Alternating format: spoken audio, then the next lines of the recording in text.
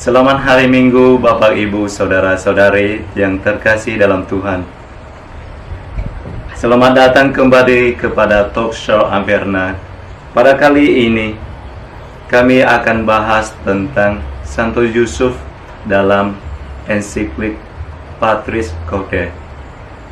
Karena 5 hari lagi kita akan merayakan Hari Raya Santo Yusuf, pelindung seluruh gereja Katolik. Maka pada kesempatan ini kami mengundang Saudara Bonifasius Langkur, OMM FKAP, akan membahas dan men-sharing kepada kita mengenai sosok Santo Yusuf dalam ensiklik ini. Selamat pagi. Selamat pagi, Pater. Silakan duduk, Pater. Baik, pertama-tama kami mengucapkan terima kasih banyak karena Pater sudah bersedia datang kepada Averna Talk Show ini untuk berbicara, untuk memperkenankan tentang Santo Yusuf, pelindung gereja Katolik kita, dan secara khusus untuk menyambut Hari Raya Santo Yusuf tanggal 19 ini. Pertama-tama mungkin kita minta Pater bisa memperkenankan diri secara singkat. Baik, terima kasih Saudara Lam yang telah mengundang saya untuk men-sharingkan sedikit bagaimana pengalaman dan juga penghayatan saya tentang peran Santo Yusuf, dan juga berdasarkan dokumen yang dikeluarkan oleh Paus Fransiskus Patris Corde, dengan hati seorang bapak. Nah, nama saya Pastor Bonifasius Langkur, OFM KAP. Saya berasal dari Ordo Kapusin, Kustodi Sibolga. Dan sekarang ini sudah hampir 18 tahun menjadi seorang imam di Ordo Kapusin. Dan sekarang saya dipercayakan oleh Kustodi untuk menemani saudara-saudara muda, para frater yang saat ini sedang belajar di Sekolah Tinggi Filsafat dan Teologi. Dan saya ditugaskan untuk menjadi formator, pendamping bagi saudara-saudara muda yang ada di Biara Kapusin Averna Sinaksak. Begitulah kira-kira sedikit riwayat singkat dari saya. Terima kasih banyak, Pater. Pater bisa memperkenankan atau mengintroduksi sedikit tentang ensiklik ini, karena mungkin banyak saudara-saudari kita belum kenal ensiklik ini. Baik, para saudara-saudari yang dikasihi dan dicintai Tuhan, kita akan berbicara sedikit berkaitan dengan ensiklik Patris Corde. Pada tanggal 8 Desember tahun 2020, tepatnya pada Hari Raya Maria dikandung tanpa noda, pemimpin gereja Katolik yakni Paus Fransiskus mengeluarkan sebuah surat apostolik yang berjudul Patris Corde, atau dalam bahasa Indonesia diterjemahkan dengan hati seorang bapa. Juga sekaligus menjadi saat dimulainya tahun Santo Yosef. Maka mulai tanggal 8 Desember 2020 sampai dengan 8 Desember 2021 itu oleh gereja menjadi tahun untuk mendedikasikan penghayatan penghormatan kita kepada Santo Yosef. Figur sentral dari dokumen Patris Corde ini adalah Santo Yosef. Pastilah. Santo Yosef. Santo Yosef yang adalah ayah dari Yesus dan juga suami dari Bunda Maria, yang menjadi ibu Yesus. Kita tahu bahwa dalam gereja Katolik, ya, Santo Yosef juga memiliki peran yang penting, ya, dan dihormati, ya, karena bagaimanapun peran Santo Yosef dalam karya keselamatan itu juga sangat penting. Meskipun dalam kitab suci mungkin tidak dibicarakan tentang Santo Yosef atau sedikit saja, ya, bicara tentang Santo Yosef.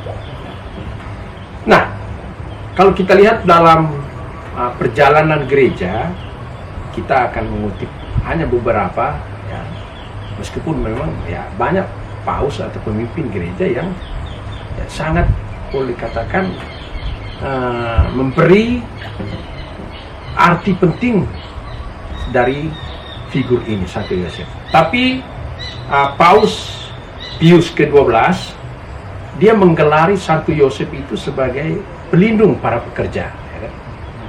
Sedangkan Paus Yohanes Paulus kedua dia melihat bahwa Santo Yosef itu sebagai penjaga sang penebus.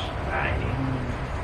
Sedangkan bagi Paus Fransiskus, ya, Santo Yosef itu adalah figur yang cocok bagi gereja dan bagi dunia. Dan itu nanti akan kita lihat dalam penjelasan, ya. Di mana ya Paus melihat bahwa Santo Yosef itu adalah model orang dalam bekerja demi keselamatan orang lain. Nah, ini ya, ini penekanan penting, ya, penting tentang peran Santo Yosef ini. Karena apa? Karena kita lihat bahwa di dunia ini banyak orang yang berkorban demi orang lain, tetapi tidak sedikit juga orang yang ya bekerja hanya untuk demi keuntungan diri sendiri, ya kan? Atau misalnya banyak orang juga yang bekerja tetapi motivasinya adalah untuk kepentingan diri atau kepentingan kelompoknya, ya kan? Ada juga yang mungkin boleh katakan dengan dalih berkorban untuk orang lain, tetapi sebenarnya motivasi di balik itu adalah untuk kepentingan diri, untuk keselamatan diri, ya. Maka inilah saya kira menjadi dasar juga, ya, mengapa gereja, ya, Paus Fransiskus ya, mengambil Santo Yosef ini sebagai model, ya kan, bagi kita dalam ya menjadi seorang bapa, ya, gitu, dalam kehidupan beriman kita. Nah, ini kira-kira sedikit ya latar belakang dari dikeluarkannya ensiklik Patris Corde. Terima kasih, Pater. Memang membuka wawasan juga untuk kami, karena biasanya saya kiranya hanya Santa Maria lah banyak gelar-gelarnya, tapi ternyata Santo Yusuf juga ada banyak gelarnya, seperti pelindung pekerja, ya, atau penjaga sang penebus, atau juga sebagai pelindung gereja. Dan kali ini juga lebih membahas tentang sosok Yusuf dalam ensiklik ini, ya. Jadi pertanyaan yang kedua, saya mau bertanya, apa yang kita bisa lihat sosok Santo Yosef dalam ensiklik ini, sebagai, karena pernah juga saya membaca sekilas, saya belum bisa mendalami, tapi ada banyak ciri-ciri dalam itu, seperti seorang bapak yang berdoa, seorang bapak yang bekerja, atau seorang bapak yang sabar atau penuh cinta. Mungkin Pater bisa sharing dan juga membagi apa yang muncul atau yang menonjol dalam diri Santo Yosef secara khusus menurut Bapak Suci Fransiskus dalam ensiklik. Oke, terima kasih, pertanyaan yang bagus. Ya, memang kalau kita dalami ensiklik Patris Corde ini, kita akan ya menemukan buah pikiran dari gereja, dari Paus Fransiskus, ya, berkaitan dengan ya, apa yang kira-kira bisa menjadi model, ya, bagi gereja, khususnya melalui teladan atau figur dari Santo Yosef ini. Ya.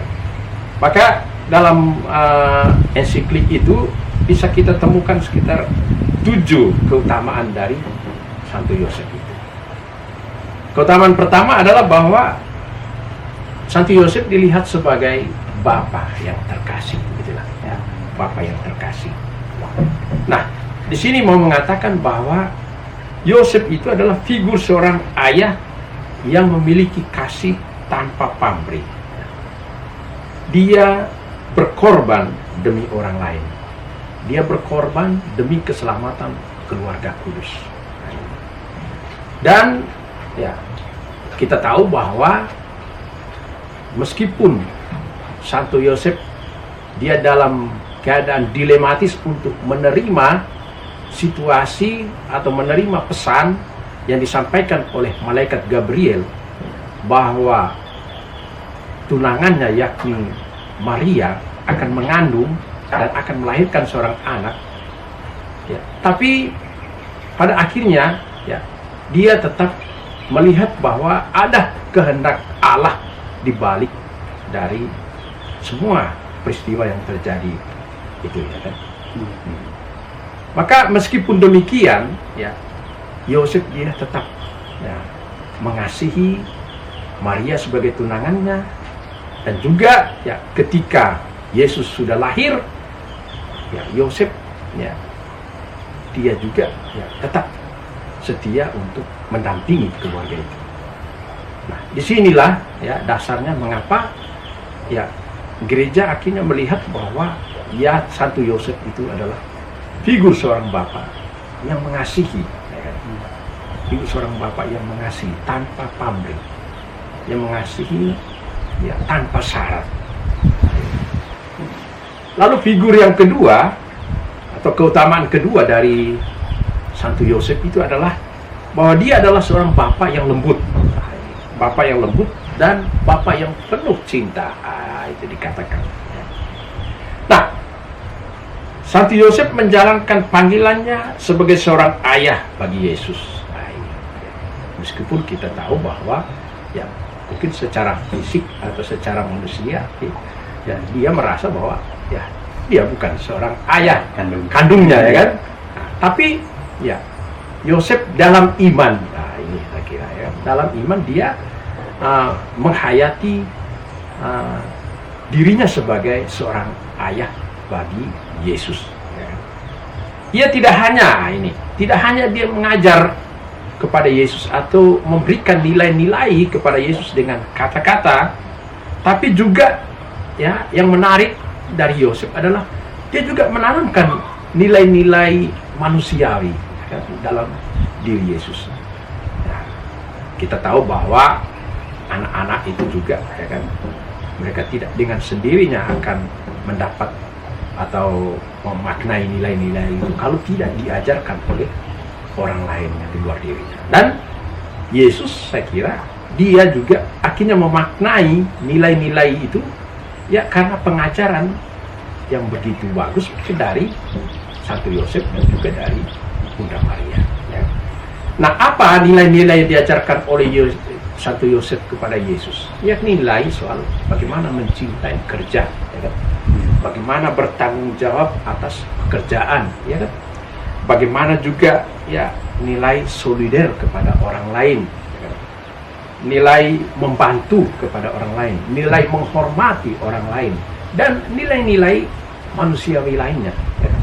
Itu diajarkan oleh Santo Yosef kepada Yesus. Dan Yusuf itu dia merawat Yesus dengan kelembutan hati dan penuh cinta. Ya, saya kira ya dalam dalam menasehati Yesus, ya kan? Ya, Santo Yosef juga kadang mungkin ya sekali-sekali mungkin memarahi Yesus kalau seandainya misalnya Yesus manusiawi tidak taat atau apa, ya kan, secara manusiawi saya kira ada itu, ya kan, hanya memang kadang tidak diceritakan itu semua dalam kitab suci, ya kan. Nah, maka inilah dasarnya juga, ya kan, mengapa ya gereja itu sangat menghargai, menghormati Santo Yosef itu karena teladan hidupnya itu, ya kan? Bahwa dia adalah seorang bapak yang lemah lembut dan bapak yang penuh cinta kepada anak-anaknya. Ini keutamaan yang kedua ya, yang ada dalam ya diri atau figur dari Santo Yosef yang kita cintai ini. Lalu keutamaan yang ketiga adalah bahwa Santo Yosef itu adalah bapa yang taat. Nah ini, ya kan? Bapa yang taat. Ya. Ketaatannya nampak dalam sikapnya, ya tidak mau menceraikan Maria, kan itu dia. Dan ketika dia sudah mendengar dari malaikat Gabriel bahwa Maria akan mengandung apa semua ya, ya. Meskipun mungkin ada suara-suara mengatakan kamu harus menceraikan itu karena itu bukan anakmu apa semua ya kan. Ya. Tapi lihatlah bahwa ya Santo Yosef dia tidak menceraikan Maria, tidak mau membuat Maria itu menjadi malu, ya kan? Dia justru lebih taat kepada apa yang disampaikan oleh Allah melalui malaikat Gabriel. Katakan kamu tidak boleh menceraikan Maria karena anak yang ada di dalam rahimnya adalah anak Allah dan dikandung oleh Roh Kudus. Dan anak itulah yang akan menjadi Mesias. Anak itulah yang akan menjadi penyelamat. Nah, di sini ya kita bisa melihat ketaatan dari Santo Yosef itu. Ya. Yosef juga ya sebagai wujud ketaatannya, ya dia juga ya, berusaha bagaimana menyelamatkan hidup Yesus dan Bunda Maria. Ya kan? Misalnya ketika Raja Herodes mengejar-ngejar, ya kan, mau membunuh Yesus, membunuh anak-anak, ya kan, maka ketika dia mendapat seruan atau nasihat dari malaikat supaya pergi mengungsi ke Mesir, ya kan, dan Santo Yosef dia tidak dengan ragu-ragu, dia mengambil Maria dan Yesus dan pergi mengungsi ke Mesir, meskipun mungkin harus berjalan kaki berhari-hari ya kan sampai ke Mesir ya kan? Tapi itulah pengorbanannya, itulah juga wujud ketaatannya kepada Allah, wujud ketaatannya kepada firman Allah yang disampaikan melalui malaikat itu. Nah itulah nampak ya kan, masih banyak lagi peristiwa-peristiwa lain yang bisa kita lihat ya soal ketaatan dari Santo Yosef ini ya. Jadi disinilah ya kita bisa memahami mengapa akhirnya gereja ya melihat bahwa Santo Yosef itu menjadi figur bagi kita juga dalam hal ketaatan kepada ya sabda Tuhan, kepada firman Tuhan ya. Seperti Bunda Maria sendiri ya kan, ya, aku ini hamba Tuhan, terjadilah padaku menurut kehendak-Mu ya kan. Dan itu juga yang dihayati oleh Santo Yosef ya kan, ya, mengutamakan kehendak Allah itu di atas kehendaknya pribadi. Kalau kita pikir-pikir mungkin kan secara manusiawi ngapain kita harus pergi jalan jauh-jauh untuk melindungi anak atau anak yang bukan dari anaknya atau apa ya kan, ngapain ya. Tapi itulah ya kan ketaatan dari Santo Yosef. Ini juga saya kira ya Bapak Ibu saudara-saudari yang bisa menjadi ya inspirasi untuk kita ya bagaimana supaya kita selalu mengutamakan kehendak Allah itu di atas segala-galanya bagi kita kan. Nah itu ya, singkat-singkat saja, tidak usah terlalu panjang lebar ya. Lalu keutamaan yang keempat dari Santo Yosef yang bisa kita petik adalah bahwa dia adalah bapak yang siap untuk menerima. Nah ini bapak yang siap untuk menerima. Ia menerima Maria dengan senang hati ya. Nah inilah dia seorang laki-laki, dia sangat menghargai wanita ya. Ini saya kira juga menjadi teladan untuk kita Bapak Ibu saudara-saudari ya, teladan bagaimana supaya kita sungguh menghargai juga setiap orang, setiap pribadi. Laki-laki harus menghargai wanita, wanita juga harus menghargai laki-laki. Tapi dalam dunia kita sekarang ini kita lihat bahwa sering terjadi yang namanya tindakan kekerasan, ya kan? Tindakan pelecehan, ya. Tindakan kekerasan lebih-lebih kepada kaum wanita, pelecehan kepada kaum wanita. Nah, saya kira melihat realitas seperti ini, marilah para saudara-saudari, kita sebagai orang percaya, sebagai orang beriman, kita hendaknya belajar ya dari hidup Santo Yosef ini. Ya. Yosef dia sungguh menghargai martabat dan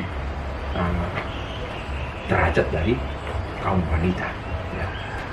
Nah ini saya kira yang penting ya kita lihat bahwa Santo Yosef itu siap untuk menerima. Lalu keutamaan yang berikut adalah dia bapak yang berani dan kreatif. Nah, ini memang benar ya. Berani sekali dia. Ya. Dia tidak takut. Nah, ya, ketika misalnya ada serangan dari luar, ketika ada ancaman-ancaman, wah dia tetap tampil sebagai seorang bapak yang perkasa. Nah, itulah Santo Yosef ya. Berani dia. Berani berkorban. Nah, ini dia. Ya kan? Itulah Santo Yosef itu. Dan juga kreatif. Nah, ini bukan hanya berani, tapi dia kreatif. Dia ya mampu untuk menggunakan peristiwa-peristiwa itu sebagai suatu kesempatan untuk berbuat baik, berbuat lebih. Nah, ini dia ya. Ya. Maka ya, kita lihat dalam diri Santo Yosef itu kan, ketika misalnya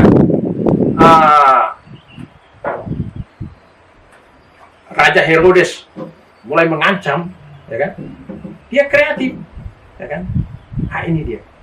Dia tidak mau tinggal pada zona nyamannya, tapi dia berusaha untuk mencari cara bagaimana supaya Yesus dan Maria itu selamat. Ya, itu dia. Ya. Dan juga saya kira dalam pengalaman-pengalaman yang lain, ya, Yesus juga kreatif. Nah ini saya kira juga menjadi pelajaran untuk kita, Bapak Ibu, saudara-saudari, kita yang adalah orang Katolik, boleh mengagumi Santo Yosef, sehingga kita belajar dari. Sebagai seorang bapak misalnya, ya, kita harus sungguh-sungguh, ya, seperti Yosef tadi, berani kita untuk membela kepentingan keluarga, berani kita untuk bertanggung jawab atas keluarga kita. Dan juga harus kreatif. Ah, ini dia. Ya, harus kreatif. Bagaimana supaya keluarga kita itu berkembang, bertumbuh, kan? Menjadi keluarga yang baik, keluarga yang sejahtera, keluarga yang beriman, keluarga yang bermartabat. Ini saya kira, ya kan? Ini saya kira contoh hidup yang bisa kita teladani dari Santo Yosef. Maka jangan kita tinggal pada zona nyaman, ya kan? Itu dia. Tapi harus berani kita keluar dari zona nyaman supaya ya, hidup kita itu lebih berkualitas, hidup kita itu lebih bermartabat, ya kan? Ini saya kira penting yang bisa kita lihat dari. Begitu juga untuk kita kaum biarawan-biarawati, ya kan? Jadi saya kira ini juga menjadi figur untuk kita. Kita harus berani, ya kan? Berani memberikan kesaksian kepada dunia saat ini misalnya kan, dunia yang penuh dengan materialis, dunia yang penuh dengan individualis, dunia yang penuh dengan hedonisme, dunia yang penuh, ya, berani kita untuk menampilkan diri untuk memberikan kesaksian tentang nilai-nilai yang benar kan itu.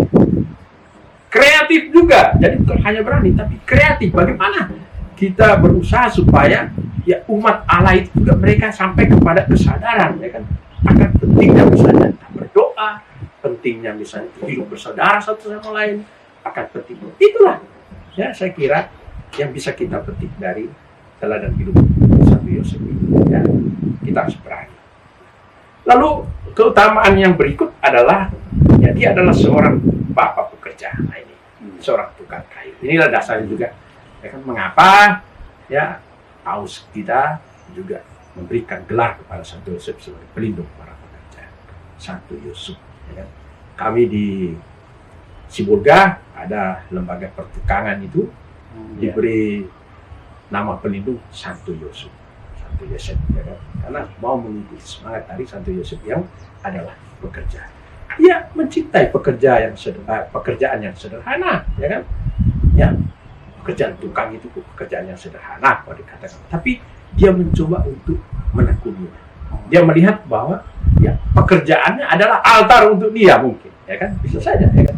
Nah, ini saya kira juga yang menjadi pelajaran untuk kita, para saudara-saudari. Marilah kita sungguh-sungguh setia dengan pekerjaan kita. Entah sesederhana apapun pekerjaan kita, sekecil apapun pekerjaan kita. Bisa saja mungkin pekerjaan kita itu tidak diapresiasi oleh orang. Atau mungkin tidak dihargai oleh orang. Atau tidak diangkat jempol oleh orang oleh pekerjaan kita. Bisa saja mungkin ya, pekerjaan kita ya di kolam, atau di kandang babi, atau di kandang angsa, kandang ayam, ya kan? Ya, mungkin untuk orang lain, apalah itu pekerjaan itu, pekerjaan kotor itu. Tapi lihatlah, kalau kita belajar dari Santo Yosef, kita akan memaknai pekerjaan kita itu sebagai suatu altar untuk kita. Bahwa melalui pekerjaan itu, ya kita mewujudkan Injil pekerjaan seperti yang dikatakan oleh Paus Fransiskus, ya kan? Bahwa pekerjaan itu adalah sebuah Injil, dan itu pewartaan sebagai kabar gembira. Maka inilah saya kira yang bisa kita lihat, ya. Kita sadari bahwa setiap pekerjaan kita itu adalah altar untuk kita, tempat kita ya memuji dan memuliakan nama Tuhan. Maka kalau kita sampai memaknai itu, maka saya yakin kita akan mencintai pekerjaan kita apapun bentuknya. Ya? Ya, Oke. Lalu yang terakhir, yang terakhir dia adalah seorang bapak yang bapak bayangan, katakan dia bapak bayangan. Nah, apa maksudnya dikatakan sebagai bapak bayangan? Ya. Yusuf ya, adalah ya, tampilan wajah Allah yang mengasihi. Itulah dia. Ya. Jadi melalui figur Yusuf sebenarnya orang sampai kepada figur Allah. Nah, makanya dikatakan bahwa Yusuf itu adalah bapak bayangan. Bayangan dari Allah. Allah yang bagaimana? Allah yang mengasihi, Allah yang berani, Allah yang lemah lembut, ya kan? Allah yang berbelas kasih, ya kan? Maka Yusuf adalah gambaran juga relasi Allah dengan manusia, relasi antara Allah dengan gerejanya. Ya kan? Maka inilah dikatakan Paus Yesus. Ya, itulah dia. menarik sekali. Ya, itulah saudara, ya kan, yang bisa saya pahami dan bisa saya bagikan, ya kan, berkaitan dengan refleksi dari Paus Fransiskus tentang figur Santo Yosef ini yang ada dalam ensiklik itu, Patris Corde. Terima kasih. Yang terakhir juga tadi sangat menarik bagi saya karena pertama dengarkan Bapak bayangan. Iya. Jadi dalam pikiran saya muncul langsung, mungkin karena Santo Yusuf kalau dilukiskan dalam kitab suci, sering dia bermimpi-mimpi. Oke. Jadi aku langsung muncul dalam Bapak bayangan, mungkin Bapak yang sering mimpi-mimpi. Yang tapi bayang-bayangkan. Menurut penjelasan Pater, saya lebih memahami memang sangat tepatlah kalau dengan keutamaan itu memang sosok Santo Yosef sebagai bayangan atau sebagai gambaran dari Allah Bapa sendiri ya untuk manusia. Sebenarnya pertanyaan ketiga itu saya persiapkan itu apa yang kita dapat meladani Santo Yosef.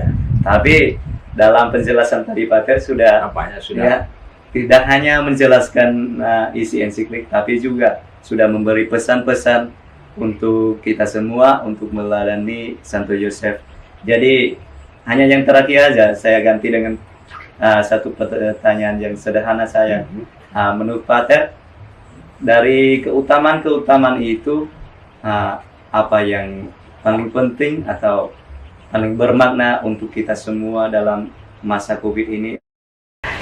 Oke, ya. Menurut saya 7 keutamaan itu penting, ya. Dan ya, saya kira sangat cocok, sangat aktual dengan situasi kita saat ini. Ya, bahwa kita hendaknya meneladani keutamaan-keutamaan dari Santo Yosef itu. Baik itu dalam kehidupan keluarga sebagai seorang bapak, sebagai seorang ibu, sebagai seorang anak, juga mungkin dalam kehidupan bermasyarakat, dalam tugas dan pelayanan kita, juga untuk kita kaum biarawan-biarawati. Jadi teladan hidup Santo Yosef itu bukan hanya khusus untuk bapak-bapak, tapi itu untuk semua orang, termasuk kita kaum biarawan-biarawati. Maka saya kira 7 keutamaan itu hendaknya kita hidupi, dan itu hendaknya menjadi inspirasi untuk kita dalam menghayati nilai-nilai kekristenan kita.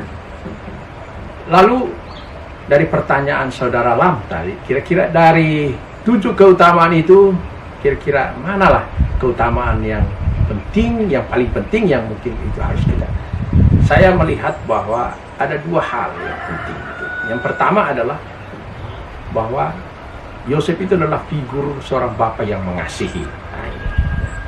Dan itu saya kira sangat sesuai dengan identitas kita sebagai seorang beriman, sebagai orang Kristen. Cinta kepada sesama. Dan Yesus dalam sabdanya mengatakan bahwa seorang Kristiani itu harus sungguh-sungguh memiliki nilai plus, Kalau mencintai hanya kepada orang-orang yang baik, itu siapa saja bisa. Bahkan orang yang tidak percaya pun bisa melakukan itu.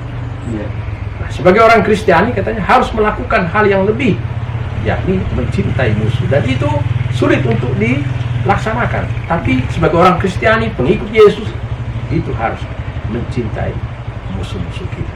Nah, ini saya kira mengasihi orang yang pernah misalnya bersalah kepada kita, orang pernah menyakiti hati kita, bahkan orang pernah membuli kita sekalipun. Maka saya kira cocok juga dengan masa Prapaskah ini.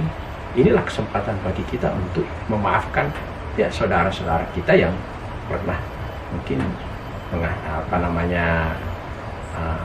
menceritakan keburukan kita, atau pernah menyakiti hati kita, atau tindakan-tindakan lain yang membuat hati kita juga kurang senang, Nah, ini saya kira, Lalu hal yang kedua, saya kira itu tadi keutamaan terakhir itu menjadi bapak bayangan. Ini, jadi figur Yosef itu menjadi gambaran dari figur Allah sendiri, Allah yang berbelas kasih, Allah yang rendah hati, Allah yang berani, Allah yang peduli, itu. Dan saya kira kita pun adalah Yosef-Yosef di zaman sekarang ini.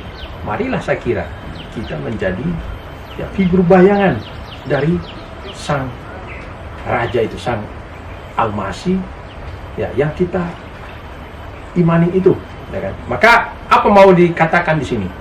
Marilah kita sungguh-sungguh memberikan kesaksian tentang Allah yang berbelas kasih itu, Allah yang baik itu, Allah yang peduli itu, Allah yang adil itu, Allah yang mengasihi tanpa pamrih itu, melalui hidup kita. Maka hidup kita ini sungguh menjadi alter Kristus saat ini, Maka inilah saya kira menjadi, boleh katakan, pesan untuk kita, khususnya di masa Prapaskah ini.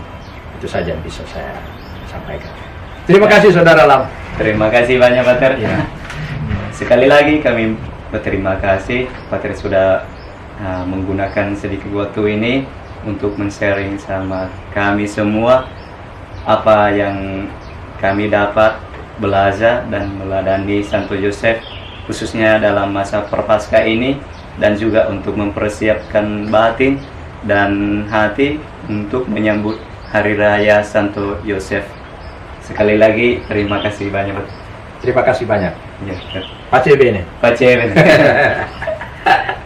Bapak, Ibu, saudara-saudari yang terkasih, sekali lagi kami juga mengucap banyak terima kasih atas perhatiannya, dan semoga Bapak, Ibu, saudara-saudari dapat memaknai dan dapat belajar dari Santo Yosef dalam secara khusus dalam kehidupan sekarang dan juga masa Prapaskah ini, dan selamat merayakan Hari Raya Santo Yosef. Sekali lagi terima kasih banyak. Pace bene. Pace bene.